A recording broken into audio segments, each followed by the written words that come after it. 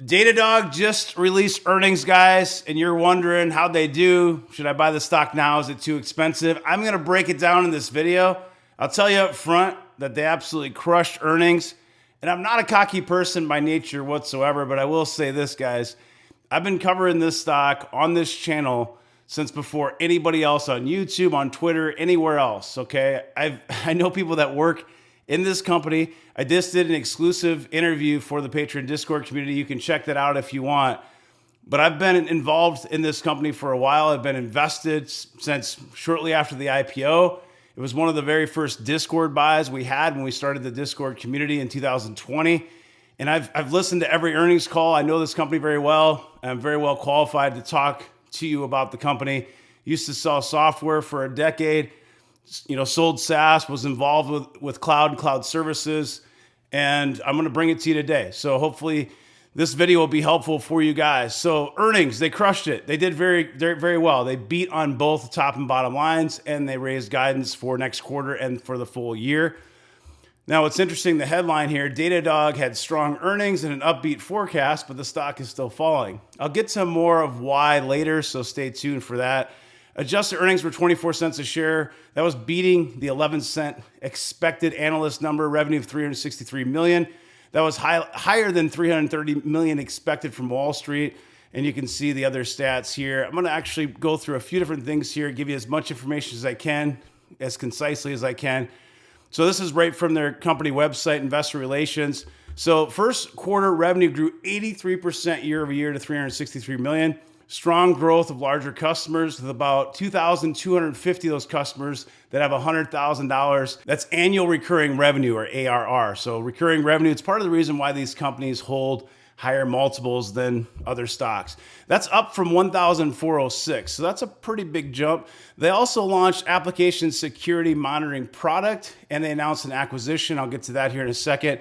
This is from the CEO. Ali said, "We are pleased with our strong quarter results with 83% year-over-year revenue growth and strong profitability." You can see some of the numbers here. I won't read all this. Cash and cash equivalents, $1.7 billion. So a lot of times people, when they think these hyper growth stocks, they think, oh, they're going to have to burn through cash. They're too expensive. If we have a downturn in the economy, they're not going to survive to the other side. That's not the case with companies like Datadog. $1.7 billion in cash and cash equivalents, March 31st, 2022. So looking at this, so Datadog signs a definitive agreement to acquire HDIV Security, HDIV Security. I'm not familiar with this outfit. I'm going to show you the website, show you kind of what they do and how this kind of fits into the puzzle. To kind of sum up Datadog really quick before we go on, and this kind of paints the picture of why they're making these acquisitions. So I did this interview on Patreon, this Patreon exclusive with an employee, a person I used to work with at Oracle. We sold software together. And I asked the question, I said, hey, what is Datadog? Is it operationally driven or is it sales driven? I tend to like sales driven organizations. They tend to do better in the SaaS environment when we think of software. And his answer was really interesting, and I think it was awesome. He said, we're product driven. We're a product driven organization, and we do everything else very well. So we're good at all those things, kind of a three-legged stool.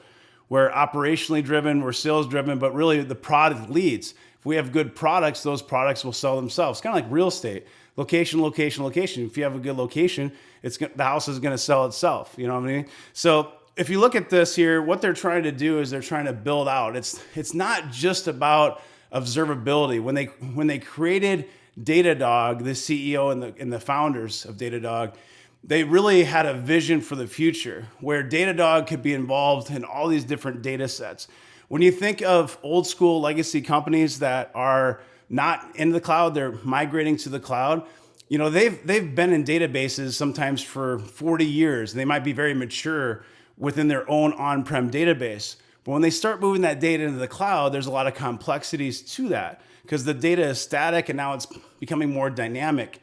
And so what Datadog does is helps those teams, those IT teams, with all that data. And there's lots of different areas and lots of different total addressable market that they can address. One of the things I'm most excited about with Datadog is they're trying to push more into cybersecurity. If you've followed any of my other videos, I did a top cybersecurity video and I included Datadog, and I got a lot of questions like, why are you including Datadog? They have nothing to do with cybersecurity. They do, and this is something they're actually spending a lot of money on and trying to push more into. And this is showing us that even more here with this acquisition. So they're acquiring this company, and what they're trying to do with this is its application security. So the product monitors application behavior to provide accurate direction of both known and unknown vulnerabilities at runtime. This enables developers to assess, track, and monitor risks from running applications. Developers can flag vulnerabilities where and when they matter most so that critical vulnerabilities are surfaced and fixed. This is a quote, combining security and observability. So again, observability is what they're known for, APM, things like that. They're expanding more into these other areas like security. So this quote here, combining security with and observability provides Datadog customers unique insights into sensitive services that are vulnerable or under attack. And this is the VP of Product Cloud Security Platform at Datadog. So I won't go too much more into that. You can look it up on your own, but this is their website, application security that works. Some of the different products here, they've got detection, protection, detection, application security, secure development, cloud-ready security, and so on. So this is our company. I'm going to go into this about. So a leading provider of security software for real-time, self-protected applications. Let me move my camera. For the first company worldwide to offer protection against security bugs and design flaws from SDLC since 2008. So they've been around for a while. We pioneered self-protection software. And today we integrate with leading commercial software providers such as Spring and Grails. So the thing about, when you think about Datadog too, here's their cyber monitoring. I'm going to go into this a little bit. Datadog has so many out-of-box APIs, integrations, not only with the big cloud providers, the AWS, the Google Cloud platforms, the Azure, and so on, even with Oracle Cloud. And they're trying to make this as simple as they can so that somebody can basically sign up for Datadog, get a subscription, and be able to use it across their entire platform with all their different service providers. Because when you think of a complex, modern IT organization for a large enterprise, they're using best of breed, lots of different software that has to connect to each other and speak to each other. And that's something that Datadog is really strong at. I think if you look online, it says something like 500 out-of-the-box integrations. I think on the interview, I think Ben said 600 at this point. So they're continuing to add more integrations. They're partnering with companies like Microsoft. They're doing a lot of things. I get questions a lot like, well, how can they partner with companies like Microsoft and then be trying to get into areas that Microsoft already does? The reality is when you look at SaaS and cloud, all the companies really partner together, and oftentimes they compete in niche areas. So that's across the board. You'll see that all the time. They partner because it's important. If customers are using Azure, for example, they're going to need to communicate with Microsoft Azure for their customers for all that data to integrate and work, but they might actually go into pieces like cyber monitoring that could compete in certain niche areas as well. So when you look at this, security visibility into any cloud environment, you can set rules so that if something out of the ordinary occurs, the system can automatically detect that. So the example in that interview, again, that Patreon exclusive interview, check that out. It's 60 minutes. You can go on there. I'm doing one exclusive video per month, and it really helps me and helps support the channel so that I can make more videos on YouTube as well. So if you go to Patreon, Fired Up Wealth, if you subscribe now for the lowest tier, it's $10 a month.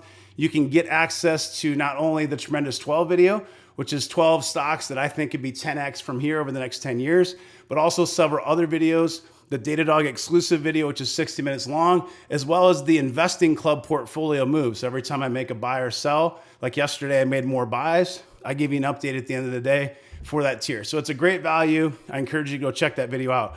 But when we were talking about that, Ben explained how there's rule-based management essentially where it can detect if I log in say Minneapolis, and then 5 minutes later I log in Brussels, I think was the comparison he made.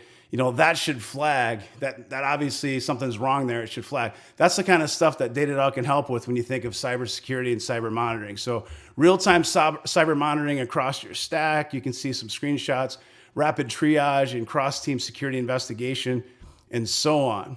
So now looking at this is the investor meeting from October 27, 2021. A few of these slides we discuss in detail on that Patreon exclusive video. And I want to go through a couple of these slides with you. So when you think of total addressable market and really what Datadog's all about, there's these two areas. You've got cloud migration and digital transformation. And together, that makes a very powerful TAM and lots of different opportunities for them to expand their product, not only in the areas they're already working with their customers, they're going to be able to have that net-based retention with their customers where they keep those customers on board and they expand the footprint with more products and services, more seats, more licenses, et cetera. So explosion of complexity, if you look at diversity of technologies in use, all this stuff is getting more complicated when you think of containers, you think of DevOps, you think of all these frequency of releases. Datadog helps teams manage all this data and that complexity, make it a little bit more simplistic for these teams. This is a really good slide here. So you think of all the stuff that goes in here from databases, Internet of Things, applications, deployment containers. It helps manage all this stuff. And you can see all the different partners in the background, all those logos.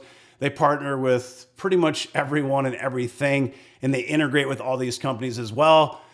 Datadog guys, if I have a short list of hyper growth type stocks that I want to invest in, this is very, very high on that list, probably in the top 3 to 4 companies that I would buy for my portfolio.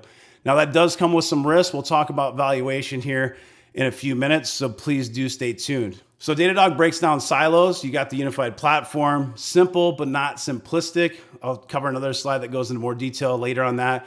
Deployed everywhere, used by everyone, and it breaks down these silos.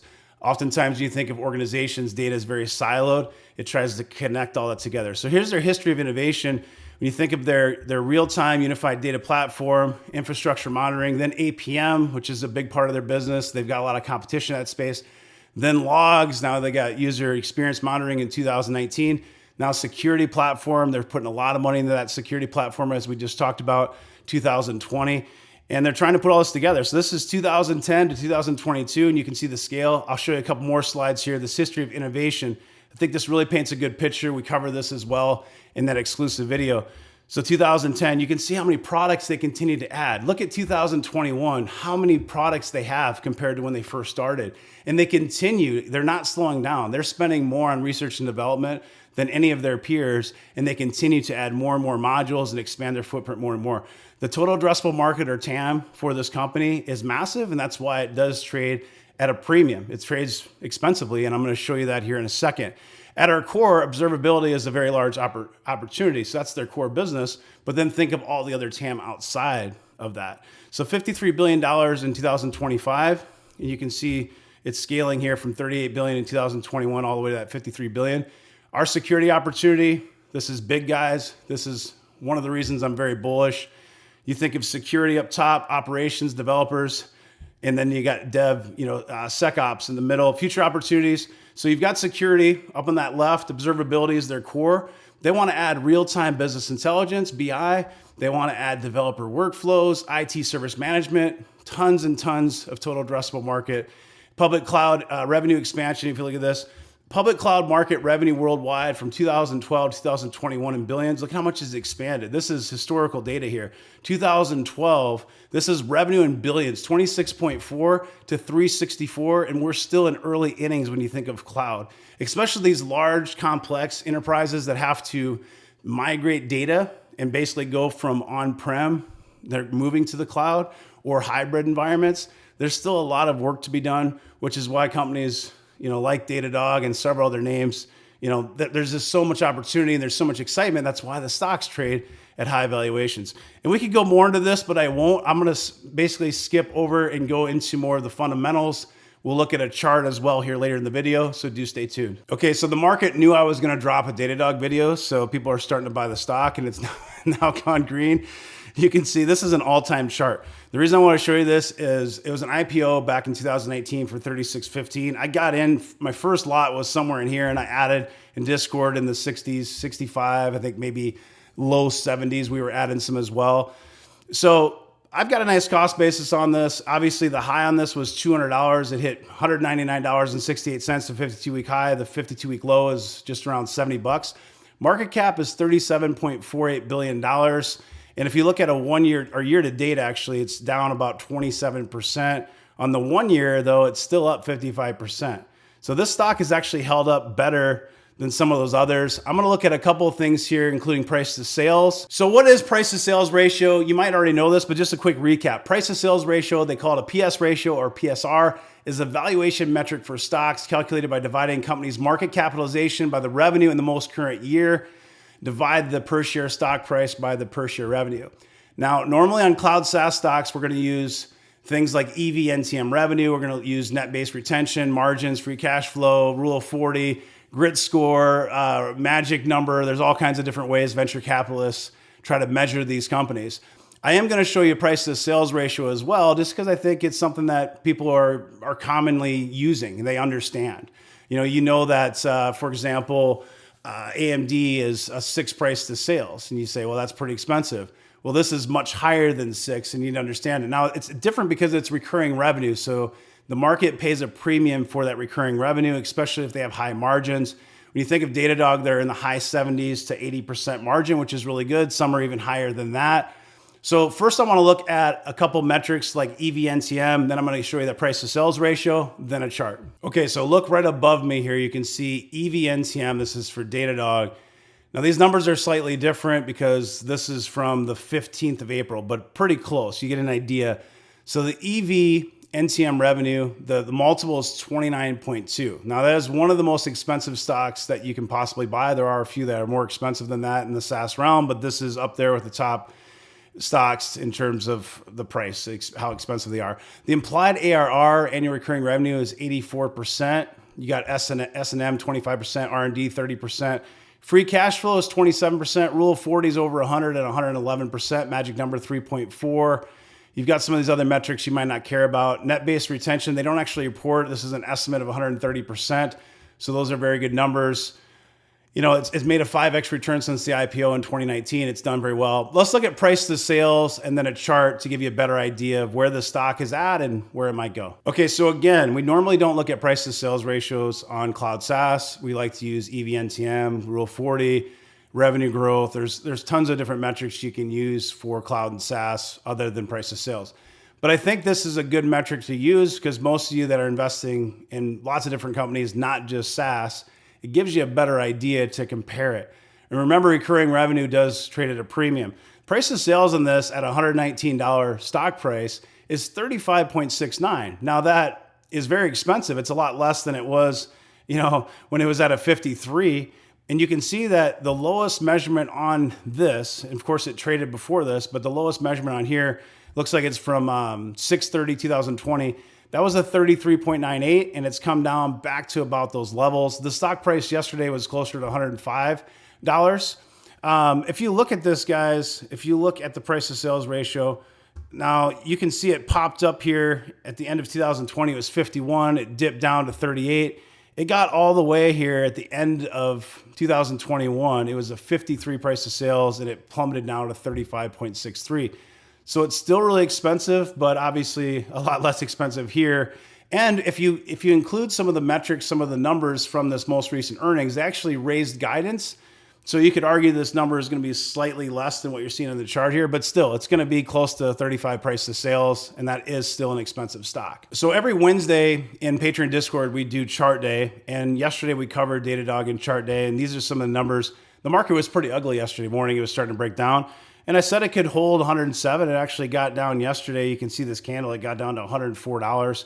And we had kind of the next stops. Like worst case scenario, we had all the way down here. If the market just continues to sell off at 35 price to sales, you could see where this would easily come back below $100. And I think if it came down in these levels, it would be an opportunity to buy. The question you have right now is it still a buy pre-market at $119? Well, I mean, the thing is about this, guys, it's a long-term opportunity. It does carry some risks. There is some speculation because of the valuation. For me personally, coming from a SaaS software background, I have very high conviction. This is over 1.5% of my portfolio. I wouldn't even mind adding more if it ever did come back below $100. Understand that if you're paying $119 a share, that you're buying a very expensive stock. And sure, it was $200 at one point. You can see it rocketed here all the way from 60. This is around when Microsoft announced a partnership with them. It rocketed from that $70 range. It was trading in this channel here, this circled channel, for quite some time. It broke up to this 199, topped out here, and it's just been kind of in a downward trend since. And you could see though, during the pandemic, this thing got down in March of 2020. I mean, it was less than $30 a share. And now here we are at $119. So you have to be really careful. There's a lot of people like me that own this stock for a lot less my cost basis. And just think, if they're not long-term investors, they can sell it from underneath you. So understand the risk when you're buying a stock like this. But with that said, it's a very strong earnings. And if the market holds up, it has momentum and it could push higher. So right now it's trading above this old S1, this original S1 back here. And so what you could see from here is, if the market stays bullish, it probably comes up in the middle of this wedge that we had, and it would probably need to break past that. I don't expect this to be a $250 stock, by the end of this year or anything like that. But if it can kind of hold up that $100 range and continue to impress with earnings, I think it can continue to go higher over time. I'm looking at this as a 5 to 10 year hold with a total addressable market that's massive. And I think the stock will be worth a lot more. It's going to be a bagger stock in my portfolio. I have conviction of that. You have to do what's best for you. I'm not a financial advisor. I encourage you to check out that 63-minute Patreon exclusive video. You can check that out. There's a link in the description. It actually interviews one of the employees of Datadog, gives you a deep dive, not only at Datadog, but some of our favorite cloud names. So it's worth every penny to go check that out. And I'm going to be doing a brand new video every month. That's going to be a Patreon exclusive that you won't be able to get on YouTube. And again, it helps support me so that I can this is my job. I'm doing this to try to help you. And if you want to support me, in return, go sign up for Patreon. That lowest tier is $10. But I appreciate you guys. I do lots of free videos as well. So if you're not a subscriber, click subscribe, click that bell to get notifications. Drop me a like, drop me a comment. I appreciate your time and attention. Have a great rest of your day. Take care.